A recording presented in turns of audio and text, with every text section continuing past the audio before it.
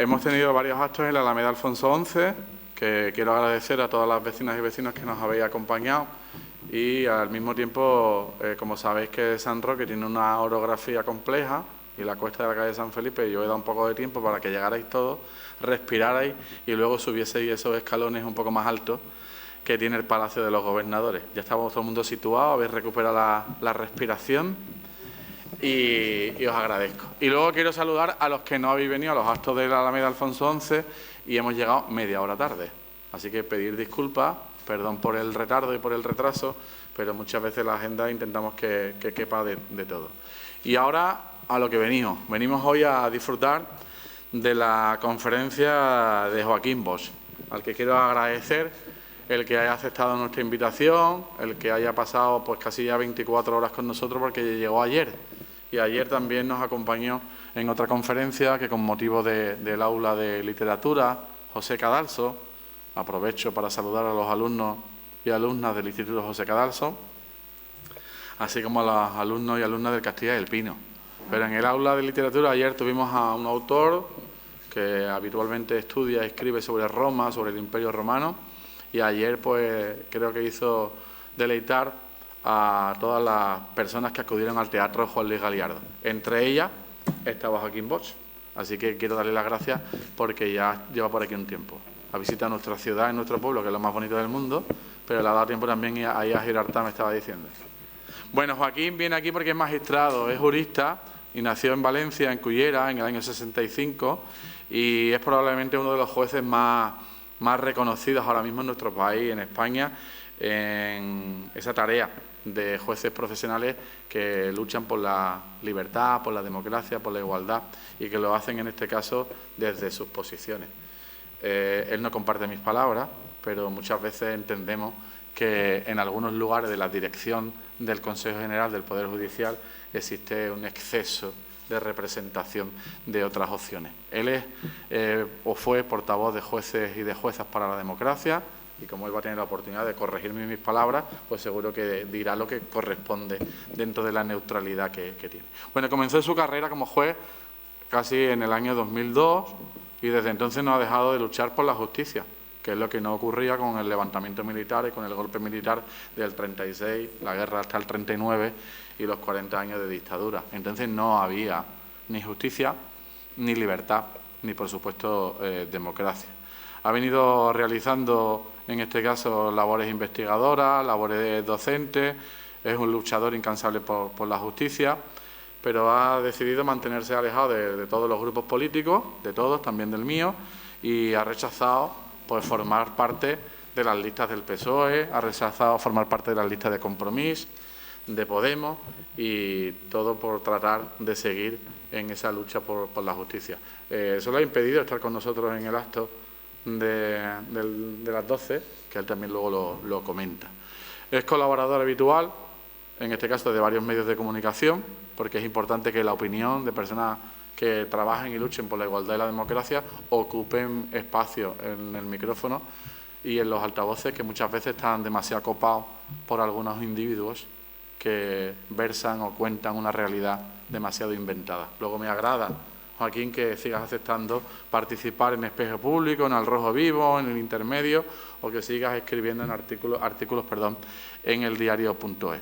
Es autor de 2 libros, el primero de ellos se llama El secuestro de la justicia, virtudes y problemas del sistema judicial, que lo escribió junto a Ignacio Escolar, al que por cierto le tengo admiración, así que si es amigo tuyo se lo puedes decir. Me encanta su opinión, sus versiones, y me encanta que siga pidiendo la colaboración de muchos españoles y españolas para que pueda seguir escribiendo en un medio público libre, en el que no haya, en este caso, una empresa editorial detrás que le diga lo que tiene que opinar.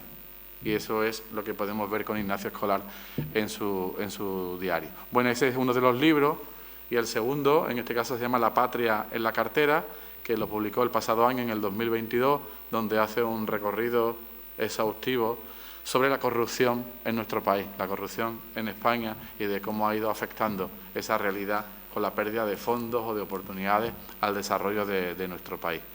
En sus intervenciones, lo vamos a ver ahora, y ya de verdad que yo no me enrollo más, se caracteriza por hablar de una manera clara, de una manera precisa, por poner el conocimiento al alcance de todos, y yo creo que es importante el que hoy, que es el protagonista, Joaquín, pues lo podamos escuchar, nos pueda ilustrar y podamos compartir pues que ya en nuestro país tenemos leyes que nos obligan a que defendamos los principios de libertad, de democracia. Tenemos una ley de memoria democrática que institucionaliza que el 31 de octubre es el día en el que tenemos que reconocer y conmemorar los principios de libertad, de justicia y compartir el que en nuestro país hubo 40 años de apagón, 40 años de dictadura, 40 años de persecución, de represalia, de asesinato, que desgraciadamente todavía tenemos a muchas mujeres y muchos hombres en las cunetas sin identificar, que hay muchas familias pendientes de averiguar dónde están esos restos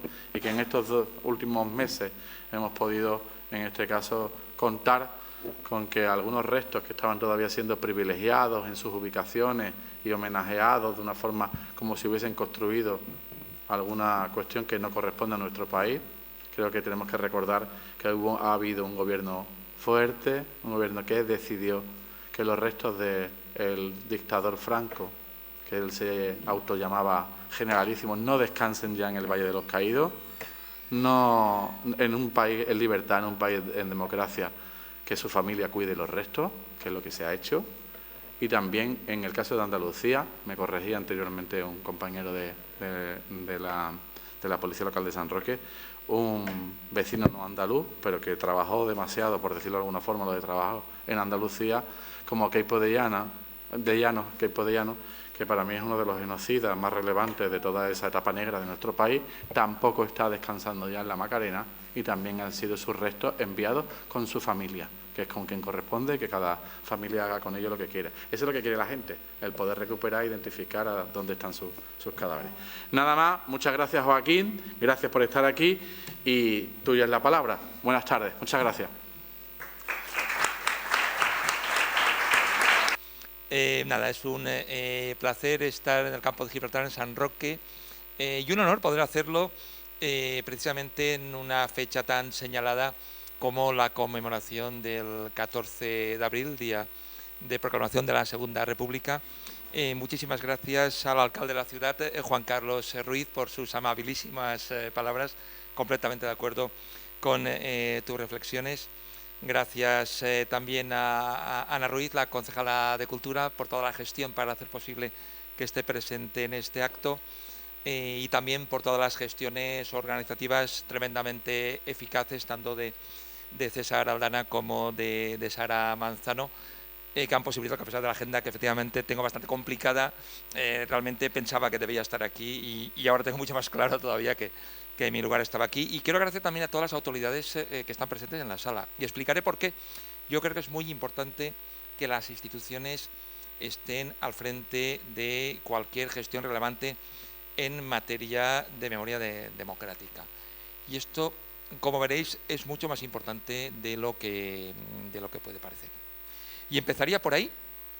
Empezaría explicando que la situación a la que se han tenido que enfrentar las víctimas del franquismo es una situación, esto que se llama a veces kafkiano, ¿no? Algo es kafkiano, que a veces hay un abuso de la palabra kafkiano, pero es que en este caso es absolutamente kafkiano, absolutamente surrealista, ¿no? Las víctimas del franquismo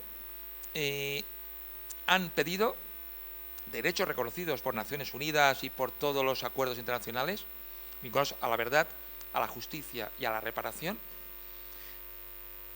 a los 3 poderes del Estado, en un marco constitucional que dice que no puede haber indefensión. Es decir, las víctimas de los delitos y sus familiares tienen derecho a la reparación correspondiente. Eso lo dice la Constitución y lo dicen los ordenamientos de todas las sociedades democráticas. Bueno, Kafka escribió, entre otras obras maestras, una que a mí me gusta especialmente, que es El proceso. No sé si los estudiantes, las estudiantes que estáis aquí habéis estudiado Kafka, ¿no? Kafka, no se sabe mucho una cosa de él, que es que era un gran jurista. Kafka era doctor en Derecho y conocía, vamos, a la perfección el sistema judicial. El proceso es un relato en el cual un señor está en su casa tan tranquilamente, llaman a la puerta y es la policía que viene a llevárselo, porque está acusado. Pregunta de qué y no le contestan por qué está acusado. Se lo llevan al calabozo, lo sueltan, le dicen que ya le llegará la acusación, quiere saber de qué se le acusa, va al juzgado, va al ayuntamiento a preguntar qué le va a pasar y nadie le da ninguna respuesta. Y al final lo ejecutan sin saber de qué se le acusa. Eso es kafkiano, ¿verdad? Pues las víctimas de la dictadura, históricamente en este país, han ido al Poder Judicial, al Poder Legislativo y al Poder Ejecutivo, en un país donde no puede haber indefensión según la Constitución, y ahí tenemos la situación kafkiana que se ha creado, que todavía hoy hay decenas de miles de víctimas de la dictadura que siguen en fosas comunes y todavía hay muchos familiares que no pueden garantizar su derecho a la reparación, entre otras muchas cosas, a recuperar los restos de sus seres queridos. Y efectivamente yo confío en que la Ley de Memoria Democrática de 2022 sea el gran paso adelante que por fin acabe con esta situación que, como decía, es absolutamente kafkiana, hasta el extremo, para que lo entendamos, de situaciones tan surrealistas como el de Ascensión Mendieta, que recuperó los restos mortales de su padre, por supuesto, gracias al movimiento memorialista, a la Asociación para la Recuperación de la Memoria Histórica, pero sobre todo gracias a una juez argentina y a un sindicato noruego. Pues esto es surrealista y kafkiano absolutamente, porque en nuestro país ni la judicatura, ni el Poder Legislativo, ni el Gobierno permitieron a Ascensión Mendieta que pudiera garantizar sus derechos. Y a partir de ahí, pues yo creo que una primera reflexión debe ser esa. La memoria democrática, al contrario de lo que muchos puedan creer, no opera principalmente sobre el pasado. Eso que dicen algunos, no, es que esto ya pasó hace tiempo, esto dejémoslo correr. Yo soy juez de instrucción. Yo investigo, entre otras cosas, asesinatos y todo tipo de delitos. Pues si viene aquí un criminal, le tomo declaración, dice, mire, señoría, esto ya pasó, dejémoslo correr, miremos al futuro, ¿no? Bueno, ¿verdad? Miremos al futuro, dejemos correr todo lo que pasó. Y si hay gente que tiene derechos, pues la dejamos sin derechos, ¿no? Lo cierto es que la memoria democrática opera sobre el presente, porque las víctimas están aquí y están ahora. Los hijos, los nietos, los familiares de los asesinados están aquí y tienen derecho a ser reparados, porque lo dice la Constitución y lo dice nuestro ordenamiento jurídico. La memoria democrática, como sabe muy bien Alemania y otros países europeos, sirve principalmente en el presente para reforzar los valores democráticos. Sirve para los que estamos aquí, para todas y para todos. Sirve para que no olvidemos el gravísimo sufrimiento y vulneraciones de los derechos humanos que provocan las dictaduras y los regímenes totalitarios. Por eso en Alemania, que es un país especialmente civilizado y avanzado, trabajan muchísimo estas cuestiones, porque no quieren olvidar lo que pasó y porque saben que eso nos sirve para mantener fuerte la democracia, para cuidarla, para saber que no hay alternativa a la democracia y que la alternativa es el abismo absoluto.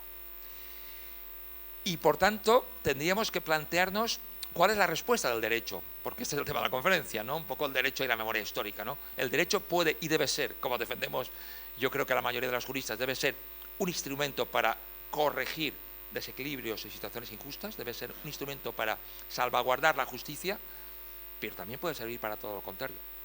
El derecho puede servir para perpetrar desigualdades y mantenerlas. El franquismo tenía un derecho también. Bueno, hablaremos un poco de cuál era el derecho del franquismo. Por tanto, es importante en un derecho democrático salvaguardar la protección de las víctimas y garantizar que exista lo que estamos comentando, ¿no? Que exista verdad, justicia y reparación, que son los derechos esenciales que proclaman las Naciones Unidas que deben respetarse en las sociedades democráticas. A partir de ahí es importante saber de qué estamos hablando, porque esto a veces se olvida, ¿no? Cuando hablamos de derechos de familiares de víctimas del franquismo, hay que ver de dónde nacen estos derechos y desmontar algunos mitos y falsedades que en gran parte fue el propio régimen criminal de Franco el que las difundió. No podemos trabajar con concepciones de una dictadura. Pues aquello fue una guerra civil, que hubo unos hermanos, entre ellos los abuelos, ¿no?, que se enfadaron y luego se reconciliaron y hay que dejarlo correr. Bueno, aquello fue otra cosa. Para empezar, el término guerra civil es incluso equívoco, ¿no? Lo que había era un gobierno elegido democráticamente en un país democrático en el cual había unas elecciones, las ganaba la izquierda, había otras, las ganaba la derecha, y así sucesivamente hasta que el Frente Popular ganó las elecciones del 36 y hubo sectores económicos, eclesiásticos y militares de este país que no aceptaron el resultado y perpetraron un golpe de Estado. Aquello no es dos bandos que se ven a lo lejos y, oye, vamos a declararnos la guerra, ¿no? Como los chistes de Gila. No. Había un gobierno que fue elegido en las urnas y fue derrocado a través de un golpe de Estado. Y la gran mayoría de la gente que hoy está en fosas comunes, y todavía sigue después de tantas décadas, más de 100.000, no habían ido a ninguna guerra. En San Roque estaban en sus casas, igual que en tantas partes del país, y después del golpe militar los eliminaron y los hicieron desaparecer forzosamente, que es una categoría jurídica, la desaparición forzosa, que en parte se utiliza para no dejar restos, para dificultar la recuperación y sobre todo para entorpecer la verdad. Hace un momento Sara Manzano me decía que es arqueóloga. Los arqueólogos saben que en las fosas hay mucha información y mucha verdad. Por eso en gran parte todavía hoy hay gente que no quiere que se abran las fosas, porque ahí se puede conocer mucho de los últimos momentos de las personas asesinadas.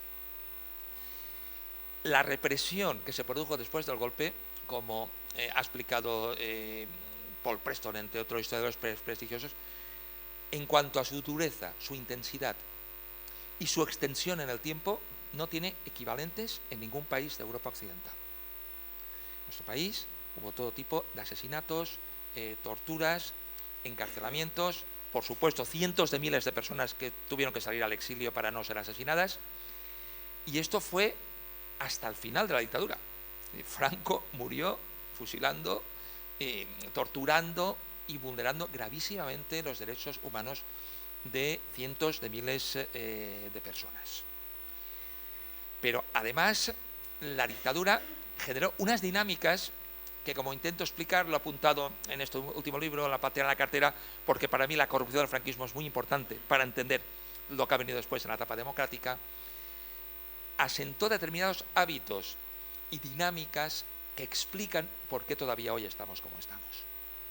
Si la dictadura no hubiera sido como fue, si no hubiera sido tan tremendamente represiva y no hubiera durado tanto tiempo, probablemente no habríamos llegado a las situaciones efectivamente kafkianas con las que todavía nos encontramos, porque en gran parte elementos de esa propia dictadura pudieron pilotar la primera fase de la transición y dificultaron respuestas jurídicas que tenían que haberse dado precisamente durante la transición. Además de algunos aspectos que son muy conocidos, lo de las fosas seguramente es lo más conocido y lo más sangrante, las torturas, los encarcelamientos. Hay algunos aspectos que son menos conocidos, pero creo que no deberíamos ignorarlos, porque explican también muchos de los problemas que tenemos actualmente. Se oye hablar vagamente, hablando de temas de derechos jurídicos, de la ley de responsabilidades políticas. Mucha gente cree que es eso lo que hacía que fusilaran a la gente, pero no, a la gente se la fusilaba primero, sin más, simplemente se les daba el paseo y se les eliminaba sin juicio, sin ninguna formalidad, simplemente por la vía de hecho. Hubo consejos de guerra, hubo algunos órganos paramilitares que dictaban sentencias o digamos, remedos de sentencias, ¿no?, o de resoluciones. Esto es materia penal. La ley de responsabilidades políticas era otra cosa. Suponía que cualquier persona, por el simple hecho de haber sido afiliado a partidos políticos legales, a sindicatos u organismos democráticos, simplemente por eso, sin más, sin ningún tipo de participación en la guerra o sin ningún tipo de conducta que pudiera justificar una respuesta del Estado, por ese tema de responsabilidades políticas. Era simplemente una ley que castigaba ideas políticas. El Estado imponía sanciones económicas absolutamente desorbitadas, de lo que hoy serían millones de euros. Y con esto se logró el expolio económico de todos los vencidos y el reparto de su dinero a favor de las élites económicas, políticas y militares de la dictadura. Y a poco que escarbemos, yo comprendo que no se quiera escarbar mucho ahí, porque claro, a poco que escarbemos, entenderemos que hay continuidades que llegan hasta nuestros días, efectivamente. Hay grandes fortunas de la dictadura, hay grandes empresas que crecieron al calor del franquismo, que están aquí y están en lugares además preferentes. Con lo cual, escarbar por ahí, pues efectivamente, puede suponer situaciones incómodas. Y yo, aunque bueno, no acabo de entender que no se llega hasta el final en algunas cosas, sí que comprendo de qué estamos hablando, ¿no? Pues, podría poner un ejemplo porque la lista sería interminable y quería centrarme también en aspectos de la legislación actual, ¿no?, sobre memoria democrática. Pero como de esto se habla poco, yo intento ponerlo sobre la mesa, ¿no? Algunas de las grandes fortunas de empresas todopoderosas, por cierto, del sector eléctrico en nuestro país. Bueno, pues citaría, por ejemplo, el nombre de José Quiñones, que era un empresario fiel a la República, que está vinculado a la izquierda republicana, que precisamente en el marco de la represión fue fusilado. Era el principal empresario eléctrico de Galicia, con su empresa Electra coruñesa y otras empresas. Se le expoliaron todos sus bienes y se entregaron a miembros del régimen, entre ellos Pedro Barrié de la Maza, conde de Fenosa, que a partir de ahí, de todos los favores del régimen, hizo crecer todo su imperio en el ámbito empresarial eléctrico, y esto acaba en Unión Fenosa, gas natural, hasta nuestros días. Y así en multitud de empresas que crecieron durante la dictadura al calor de los apoyos del régimen. Por cierto, otra empresa muy conocida estos días es Ferrovial, digo por decir algo, ¿no? Algo que pueda entenderse de qué estamos hablando, ¿no? Además, muchas de estas empresas, beneficiadas por la dictadura, a calor de todo tipo de dinámicas corruptas, crecieron y se enriquecieron, no ya expoliando, ¿no?, sino explotando laboralmente a través de la mano de obra esclava de prisioneros republicanos. Aquí tenemos una exposición que habla de esto, y eso está repartido por todo el país. Se habla mucho de los pantanos, de las carreteras que hizo Franco, del Valle de los Caídos. Eso lo hicieron casi todo prisioneros republicanos con trabajo forzado, pero que mayoritariamente no trabajaban para el Estado, sino que trabajaban para empresarios vinculados a las fuerzas políticas de la dictadura, que labraron enormes fortunas, y algunas de ellas también llegan hasta hoy.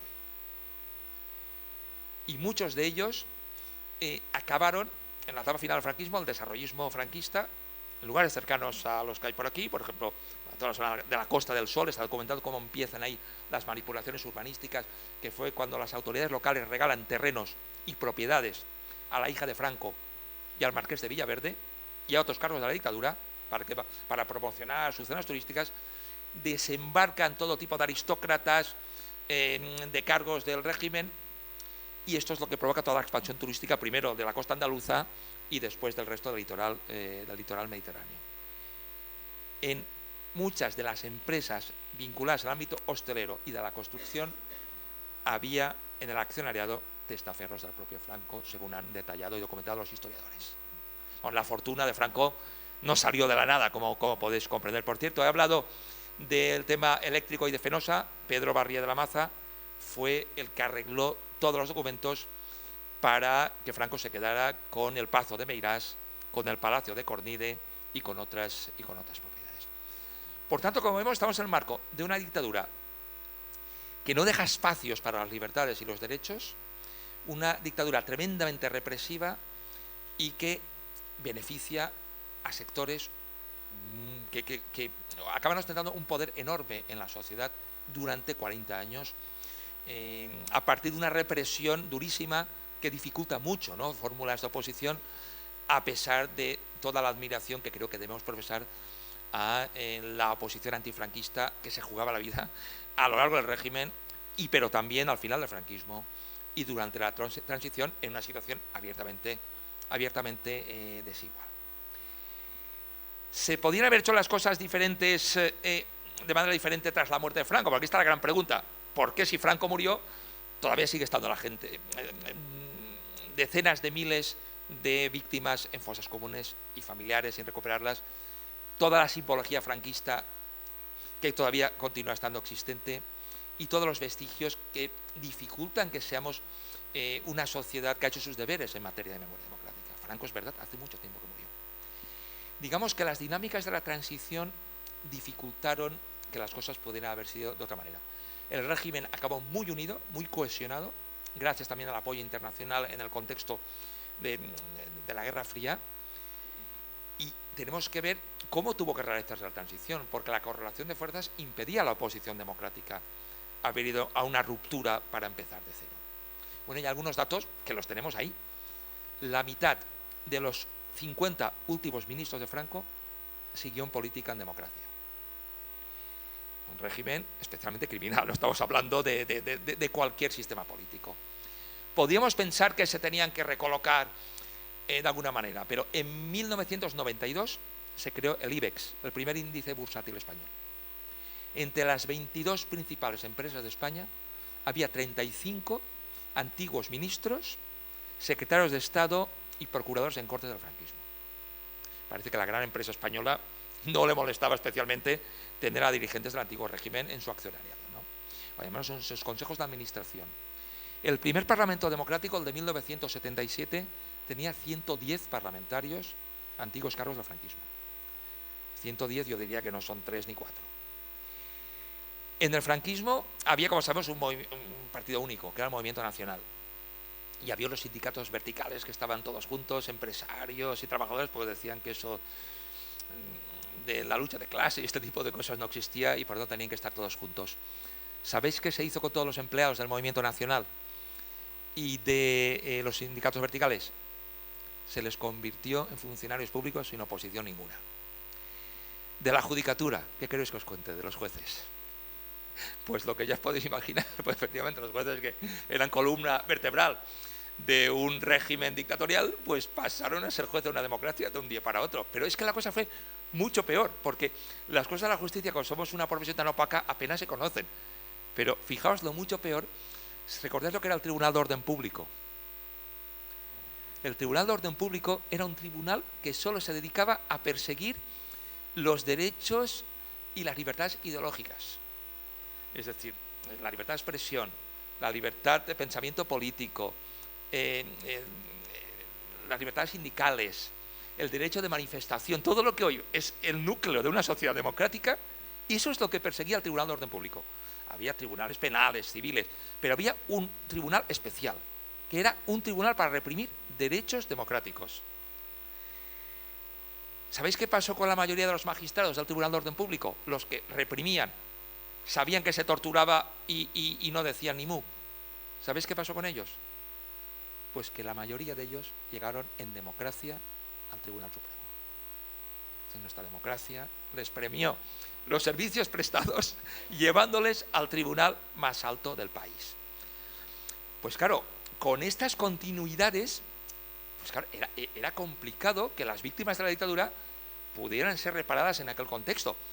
Y si la oposición antifranquista pensaba forzar la situación para que las cosas hubieran sido de otro modo, pues ya se encargaron de dificultarlo, porque es verdad que la transición fue un periodo muy complejo, muy difícil. A mí no me gusta simplificarlo a base de mitos, como ahora intentar explicar también, pero lo cierto es que hubo varios intentos de golpe de Estado durante la transición, que no eran ninguna broma.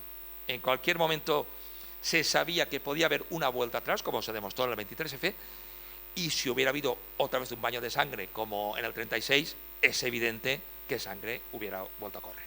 Toda la presión iba sobre la oposición democrática. Durante la transición hubo cerca de 250 personas asesinadas por la policía y por bandas de extrema derecha amparadas por los aparatos del Estado. 250 son unas 50 al año, una a la semana. Y en cualquier momento sabías que te podía tocar, igual que hubo miles de manifestaciones pacíficas disueltas por la fuerza, en la cual se asesinó también a algunas personas, ¿no? Es decir, que el contexto de la transición fue muy complejo, muy difícil y yo creo que muy lejano de esa idealización mítica de lo que fue la transición, ¿no? Como aquello de, ya a veces hago un poco de broma, ¿no?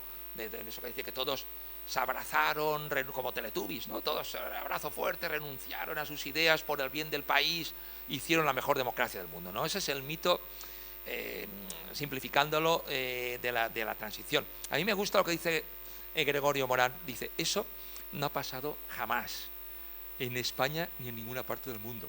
Dice, ni pasará, porque es que la política es otra cosa. Yo no conozco la política local de San Roque, pero seguro que aquí tenéis vuestros jaleos, vuestras discusiones, vuestros conflictos, ahora habrá unas elecciones. A todo el país, imagina cómo estamos, todo el mundo está tirando los tazos a la cabeza. Imaginados, después de la muerte de Franco, cómo estaba el país, para que se diga que aquello fue un remanso de paz, idílico, ejemplar, en todo. No, yo creo que la cuestión fue mucho más compleja. Tampoco creo que fue, como algunos dicen, una bajada de pantalones o que esto es un franquismo disfrazado. Si esto fuera así, de aquí nos íbamos todos al cuartelillo seguro, ¿no? Yo creo que vivimos en una sociedad democrática que, por supuesto, puede mejorar como todas las democracias, pero que tenemos cosas pendientes de resolver. Yo creo que la transición tuvo virtudes, porque en muy poco tiempo pasamos de una dictadura muy represiva a un sistema democrático con una constitución, un sistema de derechos fundamentales equiparable al de otras democracias de nuestro entorno, pero creo que es innegable que en aquel contexto se quedaron cosas importantes por el camino, porque es que no se podía ni plantear. Esto que se dice de la transición alabada internacionalmente, eso se repite mucho.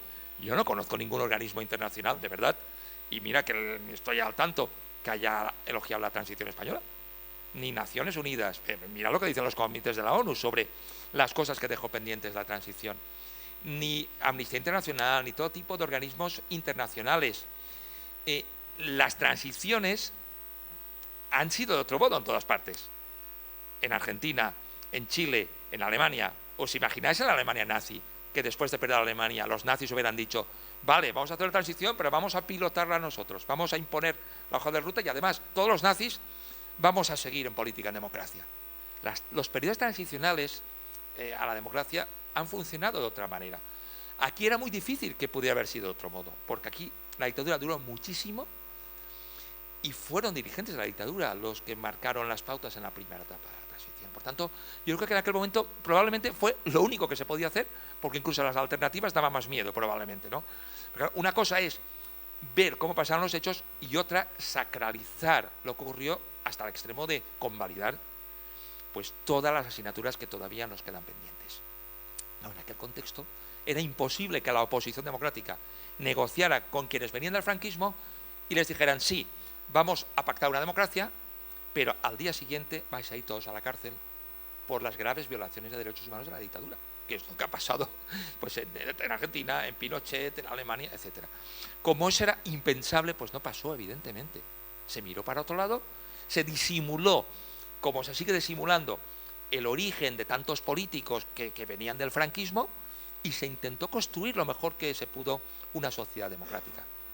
Y no solo no se plantearon responsabilidades, porque en aquel contexto era imposible, en aquel marco no se podían plantear exigencias de responsabilidades, sino que se aprobó lo contrario, se aprobó una ley de amnistía. A mí me gusta leer 2 artículos de la ley de amnistía, porque a veces se olvida qué es lo que perdonó la ley de amnistía.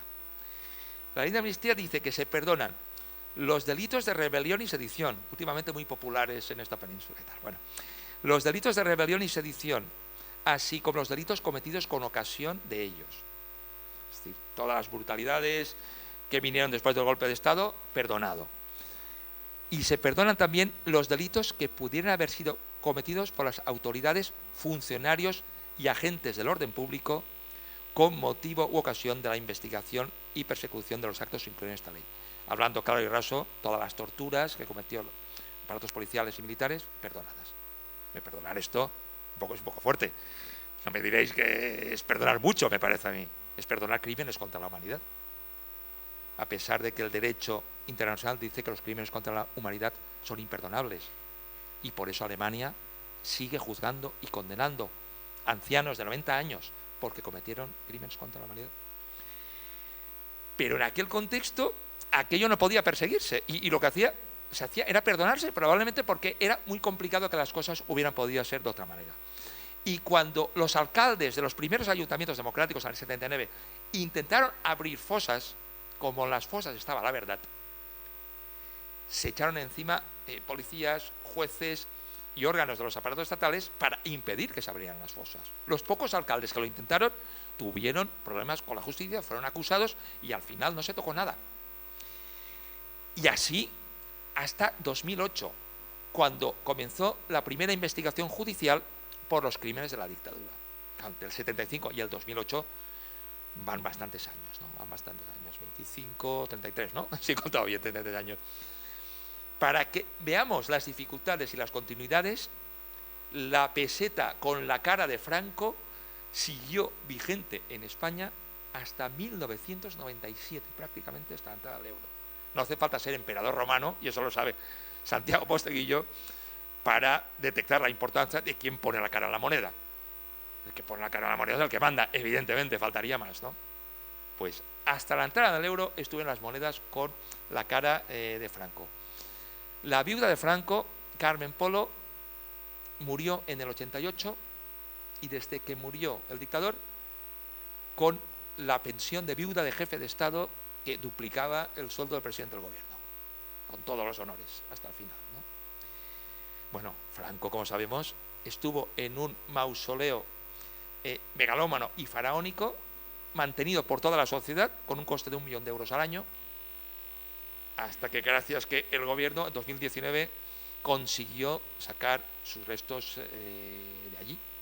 ¿Os imagináis a Hitler, los restos de Hitler, ¿no?, en un lugar central de Berlín, pagados por toda la sociedad alemana? Pues este es el contexto que explica muchas de las enormes dificultades que ha existido en este país en materia de memoria democrática. Y la remarco para explicar qué es lo que pasó con la investigación de Baltasar Garzón. Garzón, en el 2008, vio que había una contradicción o una enorme paradoja, que en la Audiencia Nacional se estaban persiguiendo crímenes contra la humanidad cometidos por las dictaduras de Chile y de Argentina, y aquí no se aplicaba la misma ley contra los crímenes cometidos en España. Claro, aquí era un poco fuerte, ¿no? El derecho a la justicia tiene un carácter universal, tiene un carácter general. No podemos perseguir asesinatos cometidos en Santiago de Chile, pero los que pasan en San Roque o en Valencia o Madrid, hacer como si no hubieran pasado.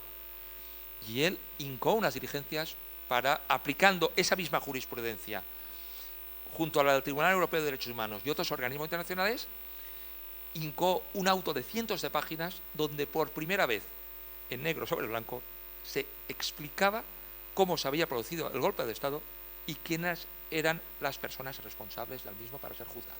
Algunas muertas, pero otras vivas, cuidado. Hay gente que decía, no, es que a Franco lo debe juzgar la historia. Bueno, pero no está mal que a los criminales también los juzguen los jueces, digo yo, ¿no? Para eso también están los jueces, ¿no? Que los juzguen otras personas, no solo la historia. Igual que yo, como decía, cuando tengo que investigar un asesinato, dicto un auto de procesamiento, explico cómo han pasado los hechos, cuáles son los delitos y quiénes son los acusados, pues eso es lo que hizo Baltasar Garzón. Claro, aquello provocó un revuelo impresionante, como podemos imaginar, porque es que, obviamente, por el transcurso inevitable del tiempo, cada vez hay menos personas vinculadas a la dictadura vivas, pero en 2008 todavía había algunas personas muy relevantes que estaban vivas y que podían exponerse a ser condenadas, igual que en Alemania, como decía, hoy se sigue juzgando a criminales de guerra nazis. El revuelo fue considerable, pero también hubo una réplica muy interesante en la judicatura de base, en la cual muchos jueces e instructores, desde Palencia a Alicante, pasando por Guadalajara, empezaron a abrir fosas aplicando la misma jurisprudencia que había utilizado Baltasar Garzón. En las reacciones, como podéis imaginar, fueron tremendas en el mundo económico, en el mundo político y en el mundo judicial. Y Baltasar Garzón fue apartado de la judicatura por esta causa. Se le acabó expulsando por otra, que es la del caso Gürtel, pero se le suspendió de funciones por la causa de la guerra civil y del franquismo, lo cual es una cosa que es digna de reflexión, ¿no? Porque cuando un juez se atreve a aplicar la misma jurisprudencia que se utiliza para perseguir las dictaduras de Argentina y de Chile, acaba siendo suspendido de funciones, y además en una sentencia en la que, aunque se le absuelve de este tema concreto, finalmente se dice de una manera taxativa, dura y clara, que los crímenes del franquismo no pueden ser investigados judicialmente, de ninguna de las maneras. Se nos dice que afecta la figura de la irretroactividad, porque dice que los delitos concurrentes no estaban vigentes en aquella época, a pesar de que la jurisprudencia nos indica, como pasó en el caso de Nuremberg, los juicios, como sabemos, contra los criminales nazis, y había principios de derecho internacional que daban un contexto a los asesinatos, a las torturas y otros delitos. Nos dice el Tribunal Supremo que esos delitos ya habrían prescrito, pero toda la jurisprudencia internacional nos dice que los crímenes contra la humanidad y los de genocidio son imprescriptibles. Y sobre todo, y quiero remarcar esto, el Tribunal Supremo dice que está vigente la ley de amnistía, que perdona todas esas conductas delictivas, pero también nos dicen los organismos internacionales y la jurisprudencia de la Corte Interamericana y del Tribunal Europeo de Derechos Humanos que los crímenes contra la humanidad son imperdonables, porque precisamente se cometen contra el conjunto de la humanidad, no solamente contra esas personas concretas. A pesar de ello, esa ha seguido siendo la línea del Tribunal Supremo, y lo que dijo el Tribunal Supremo es que las víctimas, claro, eso no da una respuesta suficiente. Las víctimas dicen, vale, esto no es delito, pero yo tengo derecho a saber lo que pasó con mi padre. Tengo derecho a saber quién le mató, a recuperar sus restos y a darles una sepultura lo más digna que yo quiera darles.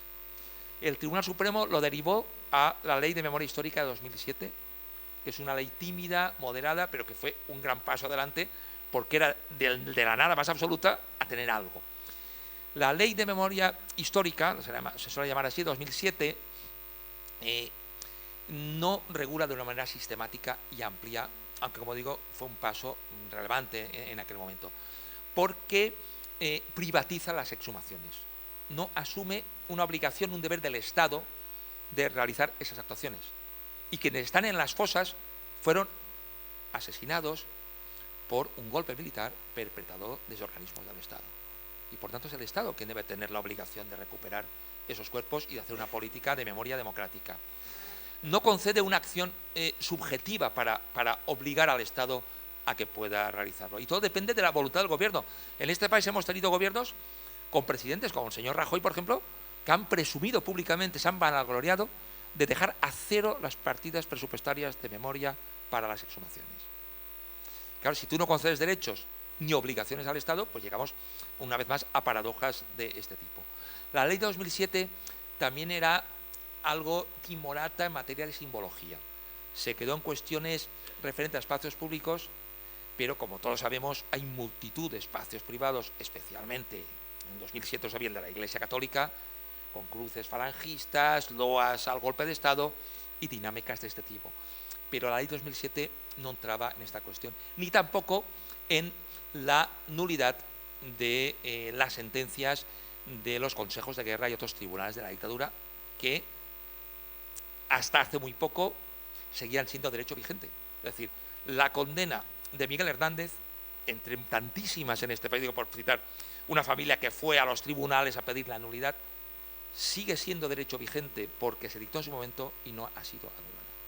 Sentencias absolutamente injustas que condenaban a personas simplemente por sus ideas. Miguel Hernández no mató a nadie, no cometió ningún delito, simplemente tuvo unos ideales y los defendió con la palabra.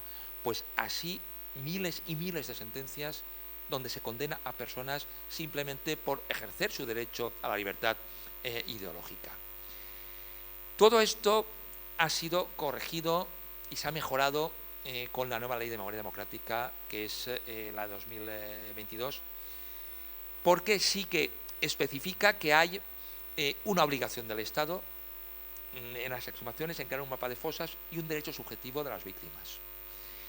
También en materia de simbología la cuestión está mucho más elaborada, porque ya no entra únicamente en espacios públicos, sino también en todo tipo de espacios privados, y por eso, como decía el alcalde hace un momento, que Queipo de Llano se la ha podido, gracias a la ley, se la ha podido sacar de la Macarena. Pero además permite a las instituciones públicas instrumentos coercitivos para forzar a que se haga, quiera o no quiera un particular, o la Iglesia o cualquier órgano, con sanciones económicas y multas coercitivas si no lo cumple, lo cual es un grandísimo paso adelante. Y también regula la nulidad de todas las sentencias dictadas con grave perjuicio de los derechos fundamentales de las personas condenadas, con lo cual es un paso adelante y además incide en otras cuestiones que yo creo que son muy positivas, como por ejemplo en la protección de los lugares de la memoria democrática. Explicaba antes lo importante que es reforzar los valores democráticos. Hay toda una geografía que solo han trabajado muchos países como Francia, países como Alemania, que han cuidado muchos espacios de la memoria, porque son espacios que nos hacen reflexionar y que nos advierten de los peligros de una dictadura, y eso está bien regulado. Acabo de saber que en Campo de Gibraltar hay mucha arquitectura, hay mucho rincón, mucho espacio, ¿no? Vinculado a los lugares de la memoria, y esperemos que tengan la mejor actuación, ¿no? La mejor rehabilitación y la mejor difusión posible gracias a la ley. Y ya voy acabando porque me estoy extendiendo más de lo que pensaba, pero quería incidir ya en estas palabras finales en que en los últimos tiempos a nivel internacional las cosas han ido gestionándose como comentaba. En Francia se ha seguido condenando a criminales de guerra, en Alemania se ha seguido condenando a criminales de guerra.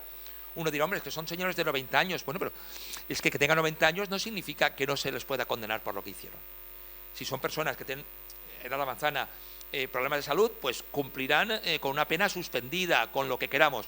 Pero habrá una condena que hará justicia y que reparará a las víctimas por lo que les hicieron. Eso en Alemania y Francia no tienen ninguna duda, pero en España, con la línea del Tribunal Supremo en el ámbito jurisprudencial, es prácticamente imposible. La única posibilidad que habría de reabrir el debate judicial en España sería la derogación de la ley de amnistía. Y eso sabemos que es un tema especialmente complicado porque esta es una de las normas que generó ciertos consensos en la transición y me consta que no va a ser nada fácil y en última instancia tampoco garantizaría que el Tribunal Supremo cambiara la línea jurisprudencial, pero me parece que lo que os acabo de leer, ese perdón de crímenes contra la humanidad, va en contra precisamente de todo el derecho internacional de los derechos humanos y de tantísimos acuerdos internacionales suscritos por nuestro país. Por tanto, yo creo que jurídicamente me parecería positivo que se hiciera, aunque soy consciente de las dificultades.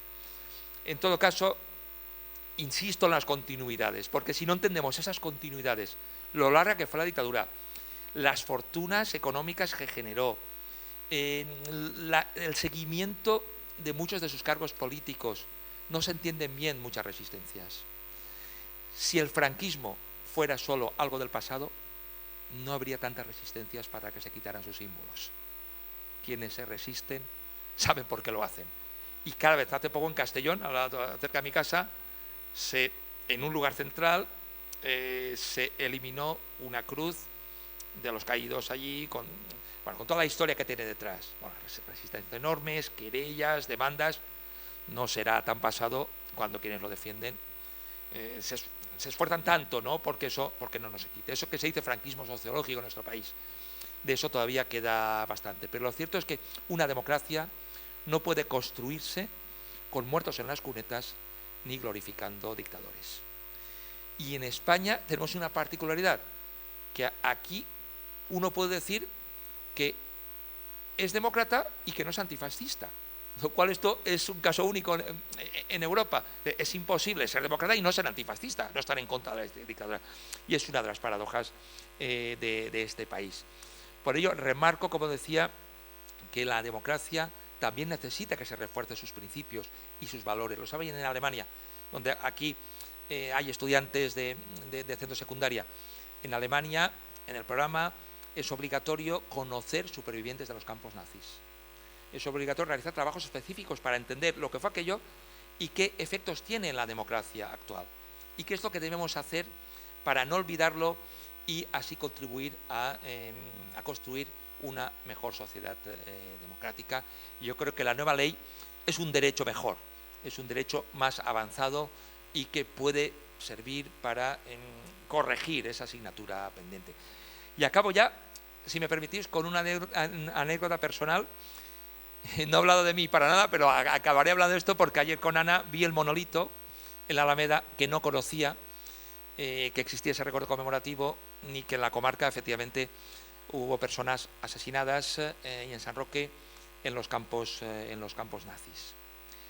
Una cosa de mi vida que no he contado nunca en prensa ni en una entrevista, yo salgo mucho en la tele, me entrevistan, en los periódicos, cuento cosas, pero hay algo que nunca he contado, igual en algún momento lo contaré, que es que antes de entrar a la judicatura, yo hice una cosa que entonces no hacía nadie en los años 90. Me dediqué a localizar supervivientes españoles de los campos nazis, especialmente de Mauthausen, con una grabadora y una libreta. Y me puse a escuchar, en ese momento en que nadie les escuchaba, ¿no? Bueno, me abrieron con generosidad la puerta de su casa, de su memoria, y yo quería escribir sobre aquello. Luego aprobé la oposición, han ido surgiendo cosas, pero sigo teniendo allí mis grabaciones, mis notas y la carga de conciencia de que eso lo tengo que resolver en algún momento. Es posible que sea la persona viva en España que ha podido hablar en persona con más supervivientes de Mauthausen, ¿no? Por ejemplo, ¿no? En una de estas conversaciones uno de ellos me contó una historia de la liberación, ¿no? Cuando entraron los aliados en Mauthausen, bueno, que ya llegaban los franceses y se llevaban a los suyos a celebrar la victoria. Llegaban los británicos, se llevaban a los deportados del campo de concentración. Llegaban los daneses, se llevaban a los suyos, hasta que al final quedaron solo los españoles. Y uno de ellos le dice al otro, Paco, ¿dónde está nuestra patria? Y su patria, la patria, es que si volvías a tu patria, los nazis no habían podido liquidarte, pero igual en tu patria te liquidaban. Y digamos que todavía hemos tenido aquí muchos años en los que hemos tenido a demasiados españoles sin patria, como aquellos supervivientes de Mauthausen. Españoles que quieren que sus instituciones reconozcan sus derechos, reconozcan su sufrimiento, que les reparen, conseguir los cuerpos de las fosas, que España sea un país fuerte en materia de memoria democrática para construir mejor nuestro sistema democrático. Afortunadamente, en estos últimos tiempos estamos empezando a legislar mejor. Por eso yo siempre remarco, cuando hay actos de este tipo y vienen las autoridades, los representantes de las instituciones, pues eso, que muchas gracias, porque las víctimas de la dictadura necesitan a su patria y necesitan a sus instituciones. Muchísimas gracias por vuestra atención.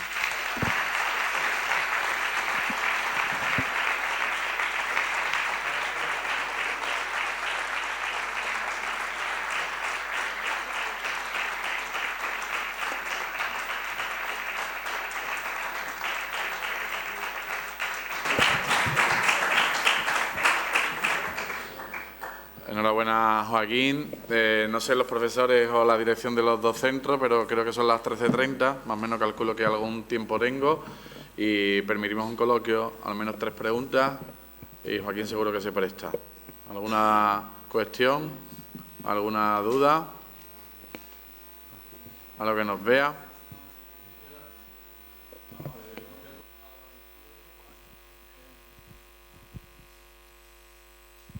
Perdón porque no estoy acostumbrado a hablar en público, pero me gustaría saber una cosa. O sea, España, del 39 al 75, esto no era la Argentina de Videla, donde los militares desaparecían a la gente y no daban explicaciones a nadie. Aquí se contó con todo un aparato represor para matar a la gente. El Tribunal contra la Represión del Comunismo y la Masonería, el Tribunal de Orden Público, consejos de guerra. ¿Habrá más aberración jurídica que someter a un personal civil a un consejo de guerra? Y hasta el 75 hubo consejos de guerra, ¿no? ¿Me entienden lo que le quiero decir? O sea, Franco contó con toda la parafernalia judicial para eliminar a sus rivales políticos, ¿no? ¿O no?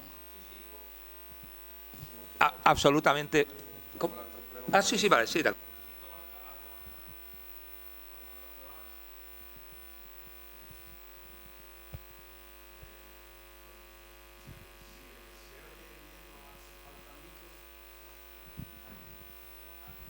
Gracias. Señor Bosch, mi admiración por su trabajo y por la tarea que se ha autoimpuesto. Tenemos esperanzas, porque yo leyendo su libro, hojeando su libro de La patria en la cartera, que además es una frase que casi se me viene a la boca cada vez que hago un comentario de alguna cosa, la patria en la cartera, que es real, ¿verdad? La cuestión, aparte de toda nuestra historia, le decía que leyendo su libro y leyendo a Paul Preston, hay un momento en que tengo que dejar de leer, porque es tan terrible lo que se lee. Entonces mi pregunta era, en la situación actual, nosotros estamos realmente avanzando, vamos a conseguir vencer esas inercias, vamos a conseguir un Estado democrático verdaderamente fundamentado. Esa era la cuestión.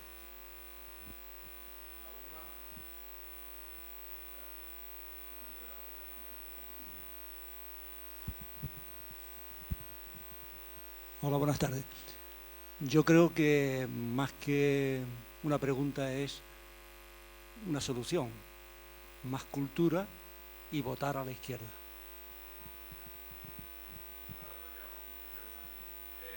Para terminar, que lo dejo aquí la pregunta, ya que digo, como normalmente cuando se pregunta a público no sale, pues la hago yo también, aunque sea una cuarta o la tercera, por esa vez una reflexión.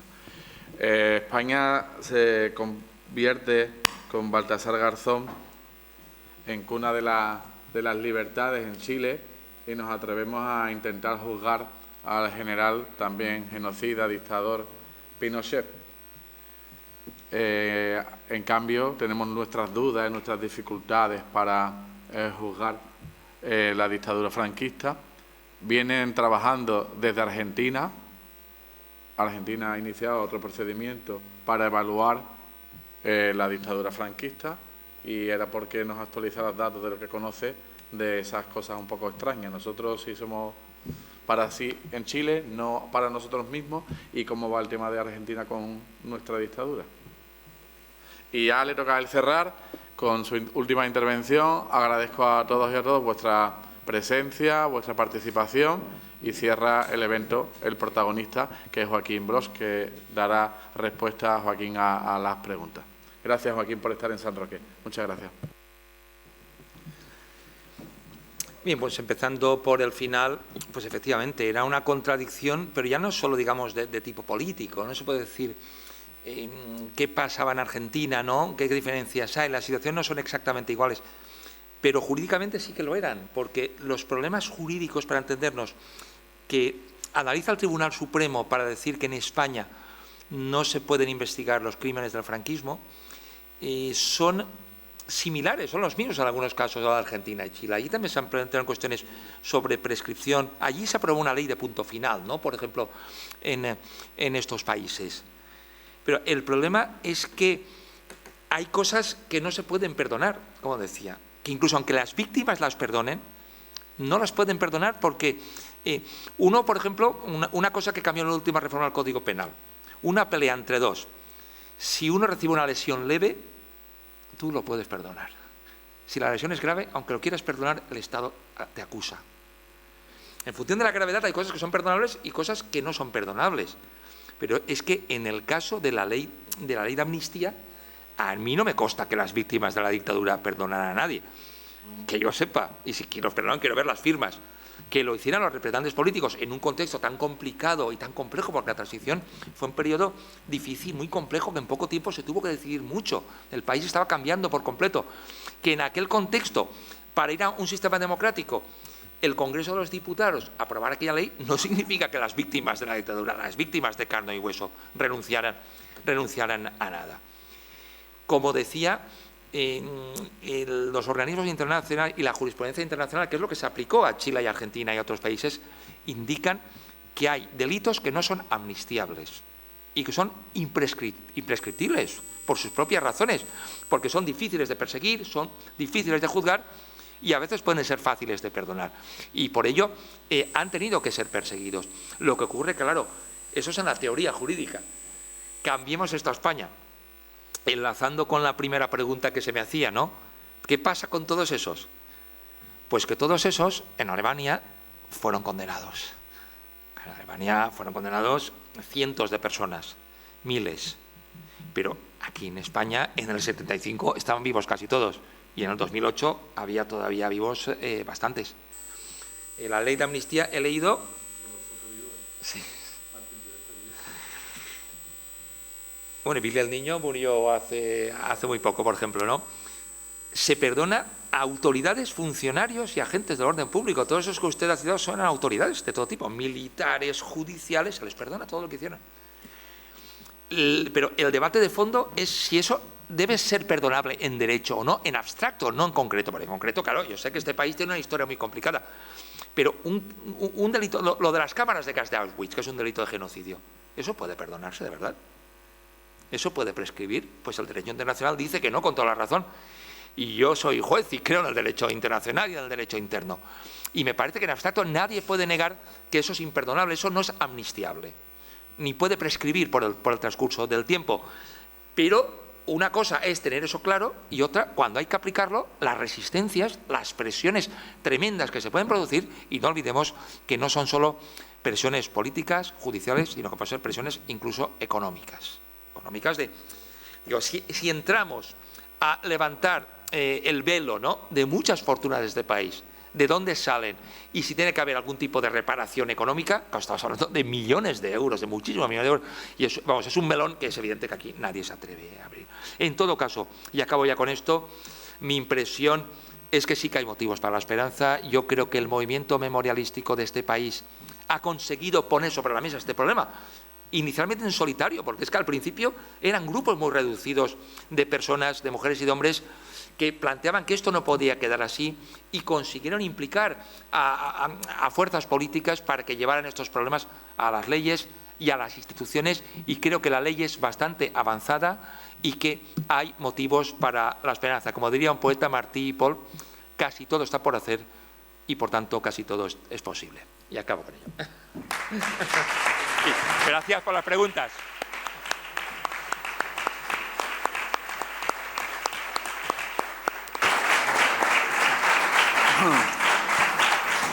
Una última cuestión, y no me voy sin ello, que se me ha ocurrido. Como mis actos son de 75 minutos y nos quedan 10 minutos, pero espero que sean menos, ¿eh?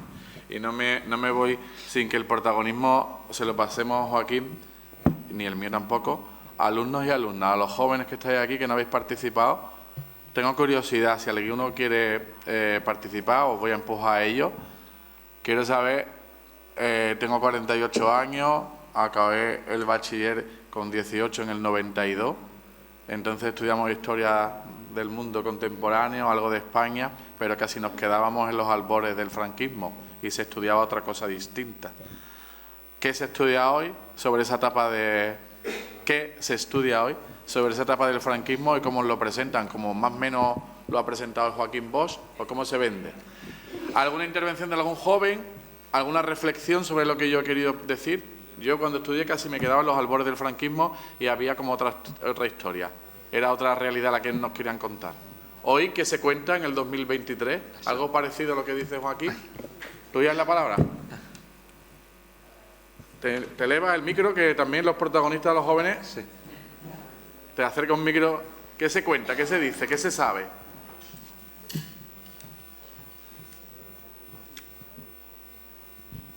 Hola, buenas. Estamos al fondo. ¿Te pones de pie, que Sí. seguro que eres muy alto? Hola, muchachos. Sí, hombre. Ahí va. Un poco nervioso para hablar en el público. Normal. Tu pregunta era de qué opinamos, ¿no? No, ¿qué se estudia? ¿Qué os informa? ¿Qué dicen? Pues nos decía que se habla bien y nos decía que Franco... es que no me sale la palabra, pero bueno. Poco a poco, mira. Nos decía que Franco antes las mujeres eran muy protegidas, ¿sabes? Que Seguro. claramente no había mucha libertad. Y no, claramente. Y eso, o sea, es que el pueblo era más respetado. Ok. Era más respetado, sí. ¿Alguna intervención más? Ya digo que cada vez qué es lo que cuentan esos libros, qué es lo que cuentan vuestros materiales de texto, qué es lo que cuentan vuestros profesores sobre esa aventura. ¿Alguna? ¿Usted? Te pasamos el micro. Gracias, ¿eh? Venga, gracias a ti, gracias. Hola, no sé si se me oye bien porque estoy un poco ronca.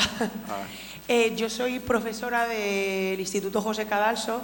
He venido acompañada de unos alumnos de primero de bachillerato y el caso es que ellos el tema de la Guerra Civil, la Segunda República, lo dan muy poquito en cuarto de la ESO, nada en primero de bachillerato y el resto ya se deja para segundo de bachillerato. O sea que el sistema educativo tampoco nos permite dar a conocer la historia contemporánea y relativamente reciente de nuestro país.